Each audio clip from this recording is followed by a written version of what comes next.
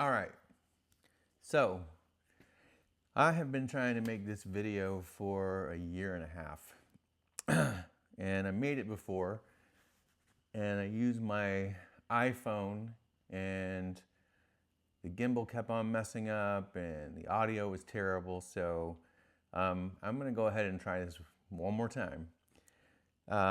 So the purpose of this video is to go over all of the items that are in your go bags. This bag right here. They all look the same. You each have one. And I want to go through these items just so you know what they look like. Just be familiar with what their purpose is for. You don't have to know how to use them right now. That's not important. There will be a video to follow this that will show you how to use some of the things that aren't so obvious how to use. And then I'm going to do another video where I'm going to take the bag out in the real world and make sure that this bag is capable of meeting all of our physiological needs so that we can survive. So before we get started though on the bags, what's in this bag really centered around the rule of threes for survival. And the rule of threes for survival are you can go 3 minutes without oxygen. You can go 3 hours in harsh conditions without shelter. You can go 3 days without water and 3 weeks without food. So this bag is built around making sure those physiological needs are met so that we can survive. Not necessarily be comfortable, but we will survive. That's the goal. If you're grabbing this bag, the goal is to live. So I think that the best way to do this is, while oxygen is the first on the list in 3 minutes, we have 3 minutes without oxygen. That's in the first aid kit, and I think I'll skip that for now, and we'll shoot straight over to the shelter. So when looking at shelter, there are several items that you have to cover in order to have a proper shelter, and that would be: 1, you need something to sleep under. 2, you need something to sleep in. And 3, you need something to sleep on. And so in Florida, where we are, the shelter system that is in this bag is probably very different than what someone maybe that maybe is from up north has. The purpose of shelter is to stay out of the weather and to regulate core temperature. For us, there's very few days in Florida that we have to worry about our core temperature due to cold weather.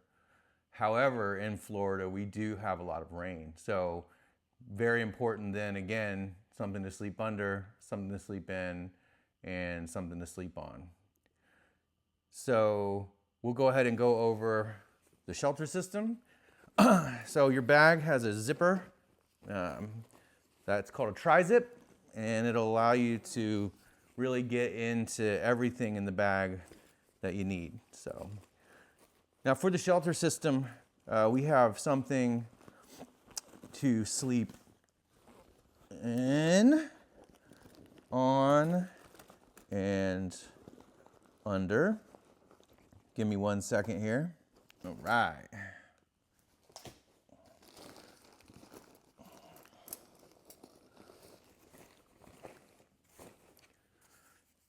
Okay, so for shelter, we have something to sleep under, which I've chosen this poncho. This is a USGI poncho. This has multiple uses, which is why I chose it.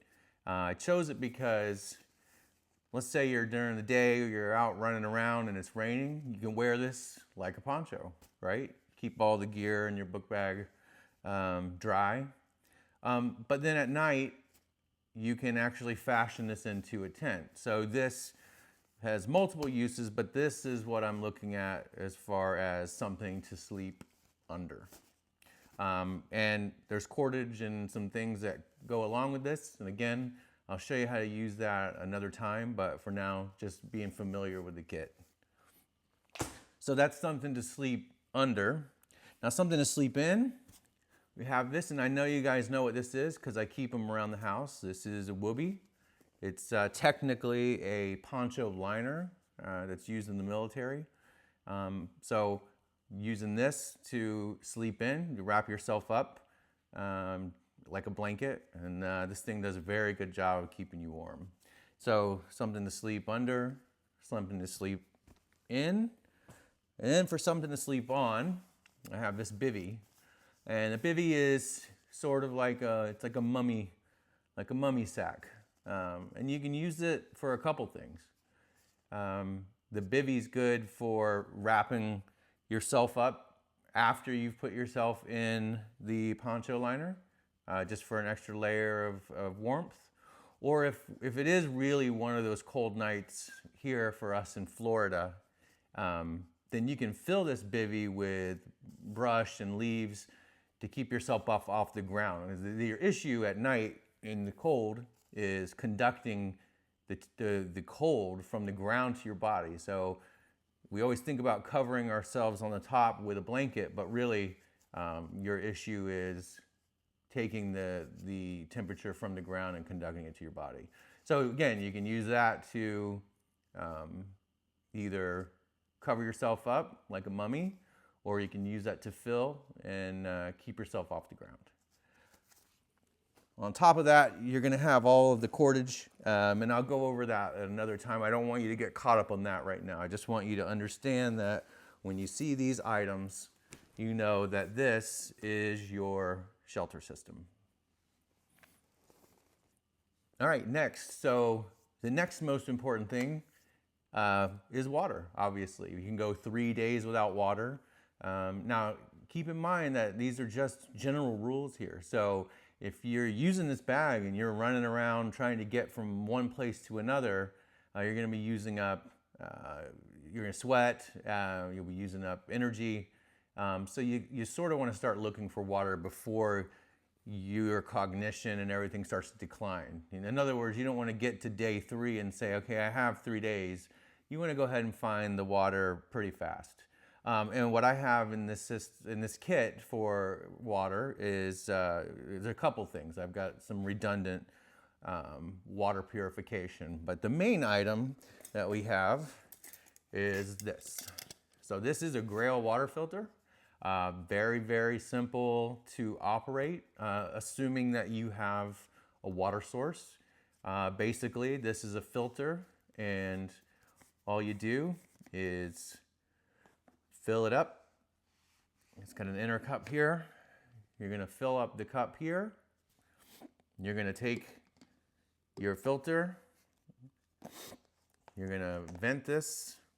Open the cap, meaning just open the cap a little. And then you're going to just push. And I know you can't see this very well. I'll do some B-roll and put it in there. But when you're done with that, all the water that's inside here is purified. And I have tested this. I've used this to grab water out of the retention pond in the backyard of the house, and I've drank it, and it's perfect. Now, this is a great piece of kit, but it's a filter. So what are the issues with the filter? Well, the issue with the filter is it can get clogged. So inside this Grail water filter, I also have some additional means of purifying water, as well as I have this handkerchief. So what I would do with the handkerchief is I would pre-filter the water, put the handkerchief over the cup, scoop the water up in that way. So that way all the really thick stuff that might be in the water source that you have won't get jammed in the filter. But in the event that this doesn't work, we still have 2 other methods of water purification. One is your Grail has this little titanium cup, and of course we have means to make a fire. Now that may or may not be something that you want to do depending on whether or not you want to be seen. but there is that option. And fire also obviously goes along with your core temperature control. So if you're in a situation where you're out and we're all trying to survive, we're all kind of just camping out, there's really no threat of hostility, and you can be seen, then a fire is easy. You have a ferro rod I have included in this. This is a very robust ferro rod, and I'll show you how to use that. And when we get into the tool section, I'll show you what tool to use for that. So you have that ability. Also within this package, you will have some water purification tablets, and it's pretty easy. You have 2 tablets, and you have tablets in sets of 2s that I put in there, and so it'll be 2 for every cup of water here, and then you should be good to go. So that's the water system, and again, that's probably something that you want to start trying to procure early on in the situation. Another thing to keep in mind too is that just because you grab this bag doesn't mean that it's the end of the world, right? It doesn't mean that civilization is over.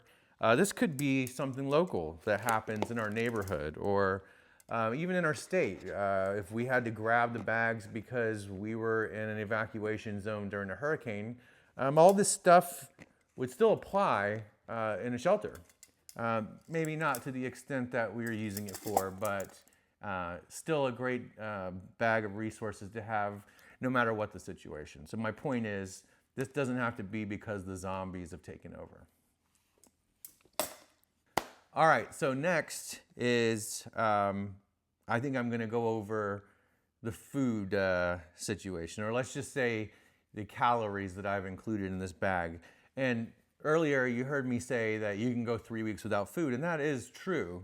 But there's really no reason when you're looking at movement by any person burning calories to not have some sort of calories to keep you moving. Remember that the goal is for us to get from one place to another as swiftly as we can, or if we're in a situation where we are in a shelter, they'll likely have some sort of nutritional items to offer. But in the event that they don't, I've chosen the SOS rations. I've had them before. They taste great, actually. It's not like they taste okay. These actually taste great. And I picked these because you don't have to have a fire for this. And again, I'll go into the situation where, let's say we're out and we really don't want to be seen. Then all you got to do is open these guys up. They're broken up into bars, I think 1,200 calories each. So this should be 1,200 calories a day for 3 days. All right, so now let's look at tools. You always got to have tools. This may or may not apply to every situation. Once again, like we talked about, this may not be stuff that you would need in a shelter environment, but in the event that we had to run out into the woods or leave my truck because it won't start, or it won't get us to where we're going and we have to walk on down the road, then you would need some form of tools to get wood for fire, do various other tasks. So you have a big fixed blade knife here. This is called a Mora Garberg. This is a knife that's very hard to destroy. You can use this a lot for wood. You can use this for carving if you need to.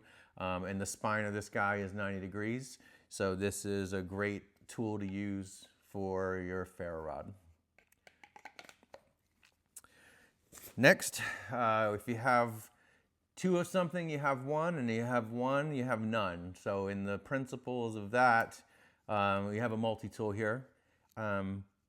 So there's only a few things really that you would need from a multi-tool. One would be a backup knife, and this one has an excellent backup knife that locks in place.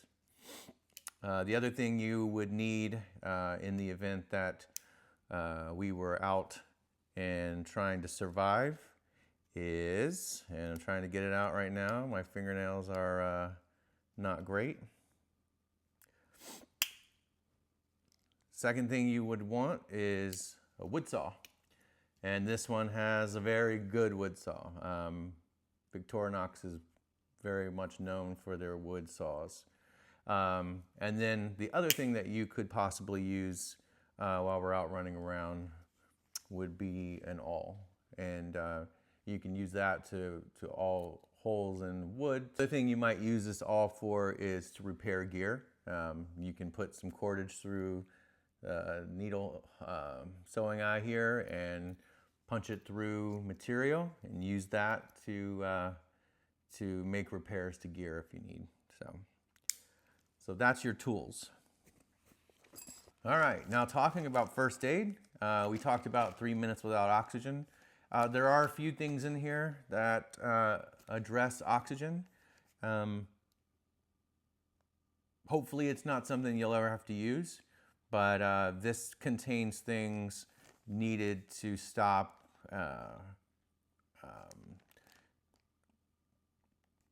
any situation where you have a massive bleed, any penetrating wounds in the lungs. So we have chest seals for any penetrating wounds that way.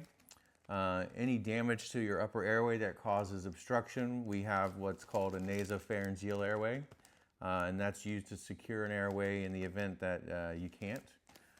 This one has some Israeli bandages for pressure and a couple things. Don't get too caught up in what each one of these things is. We'll go over all that. Just know that you have it. And ultimately, you know, someone may run across you that does know how to use this. So it's not always that we have this stuff so that we are complete experts at what's in there. This also could be used by someone that does have training to help with the situation. So. All right, so for lighting, so again, fire may not be appropriate in a situation. So I have you guys set up with a headlamp. This is, I don't remember the brand, but I bought this because it has a red light, which is obviously less visible. It also runs on multiple types of batteries. So this guy has these little CR123A batteries that I use in my weapon lights, but this one also takes a AA. And so no matter what's going on in the world, there are plenty of AA batteries available. So multiple uses, multiple fuel source, if you want to call it that, for a headlamp. And hands-free, I think, is really the best way to deal with something when you're walking through the dark in the woods. All right, so that is the bulk of the gear that is in your go bag. I know that doesn't sound like enough to make you comfortable. And again, like I said, it isn't. This is not for comfort. This is survival. So we'll get the next video together. We'll get that ready. Show you how to tie up the tent, how to use the cordage and what knots to tie, how to use the water filter appropriately, how to use the ferro rod to start a fire with what we have here in the kit. And then we'll go ahead and take the bag out into to the real world situation, and we'll see what we have. So take this video, watch it a couple times. I know it's probably not the most interesting content, but you watch it a few times and you'll get to know what's in the bag pretty quick. All right, we'll see you soon.